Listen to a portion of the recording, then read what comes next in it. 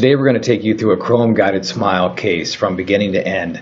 Chrome is a fully guided, full service, full arch, pre-planned surgical guide system that delivers implants, it delivers bone reduction, it delivers the temporary prosthetic, and a backup prosthetic that's used to convert to the final restoration.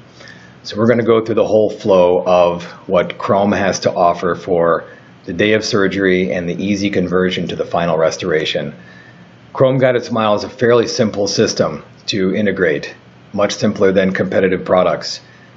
What you see on the image is what you receive for each case: the pin guide, the fixation base, the metal, which gives you the indication for bone reduction and remains in the mouth during the entire surgery to accept the osteotomy guide, the third picture, and then the temporary prosthetic, the nanoceramic. So let's go through the process of how a case is completed. All cases begin with a smile simulation, whether it's shared with the patient or not. We always do a smile sim so that we know what the goals are of the case. The doctor is welcome to share these images with the patient. They're even welcome to provide this smile library, which is located on our website, to the patient, and they can pick from 4 basic shapes, which we can adjust after that is chosen. So ovoid, square, rectangle, triangle. But with every case beginning with a smile simulation, we know and you'll know what the goals of the case are with tooth position, tooth shape, smile line, aesthetics, soft tissue, hard tissue. All the goals are addressed in a smile simulation. So we encourage everyone to work with this smile library that we had specially made just for GuidedSMILE. In fact, the teeth that we use within the system correspond almost directly one-to-one, not quite, but almost directly one-to-one to these smile simulations, so that when we do a smile simulation in-house, we provide the before and we provide the after in a formal presentation to you and to the patient. So these smiles are beautiful. If you have a large display screen in your office, even a large television will show that these smile simulations are beautiful and patients just love them. So every case begins this way. Let me just clarify that is if the case is maxillary, dentate, or double arch. Often the mandibular does not need to have a smile simulation completed. So in this first case, we did complete the smile simulation. We always want to have very high quality photographs. They can be captured with a cell phone. With today's cell phones, they can be very accurate, with very little distortion. But it's important not to set the camera on portrait mode, because then you'll see the ears are faded and maybe the tip of the nose is in focus. But the most important thing is that the teeth are in focus all the way back to the posteriors. So try not to set it in portrait mode. And of course an SLR camera photograph is better. So the better quality picture that we have with a nice plane of occlusion and a full smile, the better simulation that we can provide you. To begin a case, this is a dentate over dentate case. So the records are very straightforward. We simply want a full face, full smile picture, unretracted, and then we want retracted, full smile, retracted in occlusion. This is the important part. So we want to capture exactly how the teeth come together from the straight on view, from the patient's right and the patient's left. This is how we confirm that our articulation is accurate. So that is key. So please supply those 4 images. From these images and your digital impressions or analog models, we will complete a tooth setup. Now it's very important that the arch of interest that's going to be surgerized, that the vestibules are captured, labial and lingual vestibules, and I'll mention that here. I'll just go forward real quick. The first guide, the pin guide, often seats to the vestibule, and so if the impressions are short, then we're kind of guessing on how the pin guide goes in. So it's important to take a full, think of a full denture impression. We want the full roll. We complete the setup. We use the patient's face, we use the smile simulation and several tools to put teeth in the right position to go to the software to plan implants, because we are planning implants based on future tooth position, often not on current tooth position. Many of these cases are compromised, so we want to make everything ideal for the face, for the arch, for the bone, etc., and then go into the planning process. Once the case is set up, and we're happy to send you previews of the setup if you'd like. Most doctors don't request it. They trust our technicians to put the teeth in the right place. Then we send you an invitation to meet us online. So just kind of a little rehash there. Photographs, models, DICOM on a dentate case. Send that to us, please. We will analyze the records, make sure they're perfect, and then we will send you an email. Usually in the first 2 or 3 days, if all the records are correct, you'll get an email to meet us online, and you'll give us your schedule and tell us when you can meet for a 30-minute per arch meeting. In the online meeting, this is what you will see. You'll see the case worked up in the software, and we will focus on implant position, tooth position, etc. So I'm going to turn off a couple of these layers, and you'll notice that the case is now worked up on this green model, which is our setup. This is in the form of a denture. We always send a denture as a backup when you request it to surgery, just in case you are not able to load. So let me remove the denture. There is the prosthetic, and these are all the components of chrome. I'm also going to turn off the patient. Let's see, patient is turned off. And from this view, you can see this is how we work up the case. And when we're online with you, we will go through each sagittal view of all the implants and make sure that you're satisfied the implants are in the proper position. And we will manipulate them as needed. And you can see the layer of files in here. And we'll get into all these parts shortly. But the fixation base is the rust-colored one. The carrier guide, which carries the prosthetic, is the beige one, and then the osteotomy guide is the purple below. Turn a couple other things off here. Once the online meeting is completed and you're satisfied with implant position, that's when we ask that you schedule your surgery. We ask that you don't schedule it before, because if during the online meeting there is an issue, then the surgery doesn't go forward and the patient is upset and the schedule has a void in it. So please wait until the online meeting is completed to schedule surgery. Once the meeting is finished, we will go through 10 days of fabrication, where we make all the components of GuidedSMILE for surgery. We take these 10 days to use our special software to convert the plan into actual, physical GuidedSMILE products. So inside the case, when it arrives at your office, you'll see there's a pin guide, osteotomy guide, fixation base.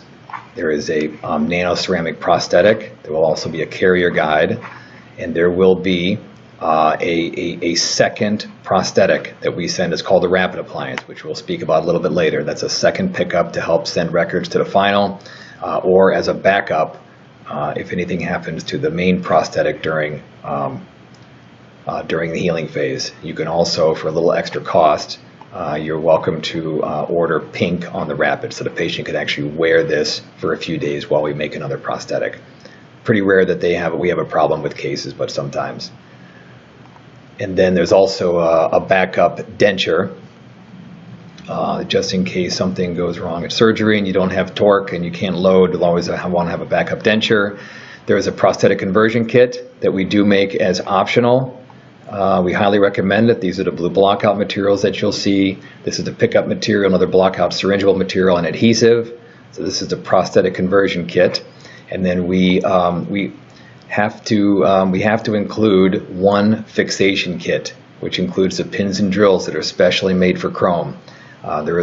Sometimes there are some long pins, but usually short. It comes in one kit, and that kit can be used for multiple surgeries. Now we'll go through the sequencing of the surgery. So the first step in the sequencing is the pin guide. The pin guide is tried in before anything else is done. The pin guide is tried in to make sure that it fits down to the teeth. So there'll be windows, there'll be 2 or 3 windows that expose the patient's existing teeth so that you can see that it is intimately seated, and there's no rock to it. If there is any rock, you can adjust a little bit, just like you would a denture, use some indicator and adjust it until it's seated, but really it should be firm the first time you seat it. If for some reason the pin guide does not seat, such as there's tissue in the way, and maybe the original impression wasn't full all the way to the roll, or it's going to be excessive bone reduction, then the pin guide can be removed and you can lay the full labial flap and a little bit of the lingual flap to expose the teeth. And actually, let me make sure we do this in order. The teeth are not removed yet. The flap is laid, and then the pin guide can go back in and make sure that it's fully seated. And at that point, that is when the drill, while the pin guide is being held firmly in the mouth by staff or by the doctor, you'll use the drills to drill the facial pins, usually 3, sometimes 4. And you'll place the pins. You'll see other videos on Chrome that the actual process of drilling and tapping in the pins. But the pins and drills are placed, and then the pin guide is removed, and what remains is the fixation base. So this fixation base, this chrome base, remains in the mouth during the surgery. So you'll see that there are different types of handles and pins on the fixation base. The ones with little handles here, those are Swiss locks. That's to engage the plunger to hold on to the osteotomy guide and the carrier guide and the prosthetic. These pins here are the pins that maintain the fixation base in the mouth during surgery. These are what were drilled and then tapped in. The fixation base is unique in the industry. Every other product is plastic and flexible, and this is immobile, rigid, and it will not flex. So it's a very durable part of this product that makes the GuidedSMILE so accurate. The fixation base is also the bone reduction guide, so any bone above the fixation base is removed. Raw shears, surgical saw, the tool will be your choice, but everything needs to be removed above the fixation base and have a smooth transition from the metal to the bone with no bumps. So a different view. Some of the bone has been reduced here, and here is where it's been completely reduced. And so you'll even take your finger in a rubber glove, and you'll go from the metal and transition over to the bone and make sure there are no bumps and no hills of bone, and everything needs to be removed flat. The next step is to insert the osteotomy guide. The image you see here has an osteotomy guide with inserts. Most of our guides do not have the OEM inserts. We use our chrome as the master tube design. We found over 2,000 cases that it's better if the spoon or the tool or the drill is more intimate with our guide than a sleeve in the middle, because a sleeve in the middle can add inaccuracy. I'm happy to have a conversation with anyone about that particular deal. There are a couple of kits where we do use OEM sleeves for indexing. So the osteotomy guide is seated, and here's a little caution. Often the osteotomy guide appears in the anterior to be a little bit lingual, and it is designed that way. Once you place your tool, your drill, your handle inside of the osteotomy guide, you'll notice that it's going to the proper place. Many of these cases in the anterior, the implants are placed lingual, so that the screw access is on the lingual to the teeth in the cingulum area or in the pink area. So that's very important to notice that. Then the osteotomy guide drilling begins. Chrome can only be used with guided kits. Some are fully guided for the implant, and some are guided just for the tools and drills. there is almost always a spoon system. So a spoon goes in the osteotomy guide, drill goes in the spoon. Some systems that we work with do not use a spoon, but there's a hub that is on the drill that will fit into our osteotomy guide. But all the tools are managed, from the pilot drill up to the twist drill, will all be managed by the fixation base, or by the osteotomy guide. One of the wonderful things about chrome is that the surgery can be fully visualized. It isn't a bulk of plastic that's obscuring the entire area on all the sites. Chrome is visual, so it's simple to irrigate while drilling. It's simple to visualize the drills and the implants go in. This particular system, the doctor chose to place the implants non-guided, which is very common. So all the sites are drilled, and then the implants are placed in just with a torque wrench. This is another example of how the images show, or the access of the osteotomy guide shows the visualization of implants going in the bone. And so it's simple to just watch the implant go in and stop the rotation as needed. On fully guided kits, the guide will control the depth, and it will give indication of indexing and rotation. But the doctor has a choice of whether it's going to be controlled or not. The next step is to place the multi-unit abutments. In this case, I believe all the anteriors are straight, this one's straight, and this one is angled on the patient's right. The MUAs are placed. There is on the carrier guide, you'll see, made a mistake, this one is also angled here. Wherever there is a black mark and a little square, that's where there's an angled abutment. So let me back up a little here. The plastic guide that is now sitting on top of the fixation base is called the carrier guide. The carrier guide serves several functions. It serves as a tissue gap. This plastic is 3 millimeters thick. So it's a tissue gap between the bone and the intaglio of the prosthetic. It also serves as a means for helping with indicating where the rotation of the multi-unit abutments is. This black square here shows where the driver and the screw go into the implant and the angulation of the implant. So the implant is going at an angle, and same trajectory, of course, as the screw and the MUA screw. That is how you control rotation. If you place this carrier guide on here, you'll notice this back implant's a little bit out of rotation. That is another angled abutment. If it's far out of rotation, and so the temporary cylinder is pointing lingual or buccal, then it's important to remove the temporary cylinder, remove the multi-unit abutment, and rotate the implant maybe 2, maybe 3 degrees until this is uprighted. This will make the conversion process and long-term success of screw access and ease of use more viable. So this is the carrier guide, has those functions, and it also has these male components sticking up right here that accept the prosthetic, which we'll come to next. So here's a little different view. This case was done very accurately. One of the key things you can see in a surgery that goes well is that the multi-unit abutments emerge right in the middle of each of these the sites on the carrier guide. So it was a very accurate surgery. If you find that an implant is a little bit too close to one side or another, that is often okay, and as long as the trajectory is straight up and down, it could be because the implant was freehand and it could have drifted. But the important thing is that on the next step is that the temporary cylinder does not contact the prosthetic. If it contacts the prosthetic must be adjusted. You can see there was a little bit of adjustment here on this aspect of the prosthetic. Not sure why that happened, because the temporary cylinder was directly in the middle.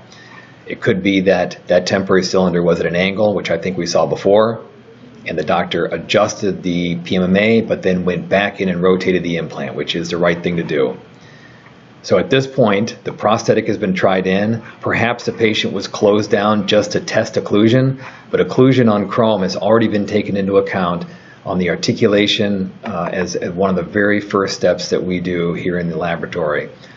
So the bite should already be accounted for, but you can always close a patient down in this position, holding the prosthetic down to test a bite, because there are techniques for not floating, but lifting one side or another of the prosthetic or the posterior anterior to kind of shim it so that the occlusion is right. We can talk about that more in detail too. These green gaskets are blockouts. This prevents the quick up voco material from going beneath the carrier guide and locking the prosthetic in. These are part of the prosthetic conversion kit. They do not come with chrome unless the prosthetic conversion kit is included. These are very, very handy. They're thin as paper, so they don't lift the prosthetic up at all, and they will go underneath between the prosthetic and the carrier guide for blockout. So once the gaskets are down and the prosthetic is seated on the two male connectors, the males on the carrier guide, the prosthetic is seated, and then these blue plugs, which are also part of the kit, are placed in each of the temporary cylinders to make sure that no material is flowed down inside of the temporary cylinders. You don't want to get any material inside of these and lock in the prosthetic. So the quick up is expressed around each of the cylinders to connect the prosthetic to the cylinder. It's very important that the adhesive is used inside the prosthetic. That is very important for long-term success of the bond between the quick up material and the prosthetic. So always use adhesive, and you can also put it on the temporary cylinders. So in this step here, you'll backfill, you'll fill all the voids between the prosthetic and the temporary cylinder. Completely fill the voids and let that set. It is a self-cure. It's a self-cure composite material, and hitting it with a light will not activate it any quicker. It's 120 seconds. Please read the instructions on the voco kit. They're always provided. 120 seconds and it's full cure. The prosthetic is then unscrewed and removed from the mouth. So the patient has now, everything is still anchored in the mouth and loaded, but the prosthetic has been removed and it's taken back into the laboratory to fill the voids. So there'll be voids between, forgive me, I switched the pictures to make it accurate. The prosthetic is removed. There are always voids, especially on the intaglio, where the female holes are, they fit in the carrier guide, and the voids around the cylinders, and even on the occlusal part. A disc or burr is used to grind down the temporary cylinders, and then the voids are filled in around the temporary cylinders. And on the intaglio, this is important, do not use the voco or acrylic to go all the way to the rim of these cylinders. It will impinge the tissue. So just backfill the acrylic just to the holes, to fill the holes just to the intaglio of the prosthetic, not to all the way to the rim of the temp cylinders. And then, and this is an option that we highly recommend, is you capture a second pickup. We always send a tooth-colored prosthetic called the Rapid Appliance with every case. And you'll just repeat the same process. You use the green gaskets, seat the prosthetic, put in the blue blockout caps, and perform a second pickup with voco. Or another acrylic. You can use a GC pattern resin, you can use ERA pickup, you can use other materials at this point to connect them together in case you don't have any voco remaining in the tube. And then this is the rapid appliance, or rapid appliances if it's upper or lower, are held in your office as a backup in case anything happens to this prosthetic during the healing phase, or you can also use this to send the records to the laboratory to assist in making a final restoration. Then the final restoration is seated. It may require some minor equilibration. And let me back up, because of course I missed one step, which is once the prosthetic comes out, the rapid appliance comes out, then the fixation base is removed. The patient is sutured. You can use comfort caps if you like. They're very popular. just to maintain the sulcus around the multi-unit abutments. And then once the case is ready to be delivered, then perform some equilibration, and the patient is ready to go, complete. This was just a single arch case. We have other videos and how-tos on the web that show a double arch case, single arch edentulous, double arch edentulous. They are all treated differently with regard to records and protocol. It's very important that they are treated exactly as the instructions dictate. Please call us anytime to have a conversation about your particular surgery or your particular records so that we can make it a smooth process for you. Lastly, in order to transition to a final restoration, the patient has healed 4 or 5 months down the road. We highly recommend the use of the iJig system. Won't go into too many details about it here, but essentially you would unscrew the prosthetic from the mouth. You will screw in our scan analogs, which we sell. They're just $20 a piece. And then you'll scan the working arch, you'll scan the opposing, you'll scan the bite, and you'll send that in to us. And you can also scan the tissue. I'm not showing that here, but you can also scan the arch with the multi-unit abutments, do a full scan of the tissue, and then we can make you a very accurate try-in. And what we're going to return to you is called the iJig, which is a sectioned fit verification jig with a full reset. We take the files from the surgical prosthetic and we reintroduce them to this file, and we return it to you sectioned, ready for luting in the mouth and for injecting and backfilling with a reline to capture the ridge and capture the tissue. And from that, we will fabricate a printed try-in, which is a prototype of a final. So this has all the attributes of a final restoration. Try it in, equilibrate it. You can do another reline impression if needed to capture the tissue. And from that point, if everything is okay, we go to a final. You can also do another printed try-in, but then we go to a final restoration. The final restoration offers a few different options. We offer full contour zirconia with a labial cutback in 6 to 11. We also offer nanotrinia and nano tie, which is ultra nano teeth with a trilor rigid bar substructure. And all these products are included in the full package of Chrome. We hope you found this video to be educational. We always recommend calling us for records, for surgical consultation, for anything Chrome related or other full arch related issues. We have a large team here who is dedicated just to Chrome and want to help you every step of the way. Thank you very much.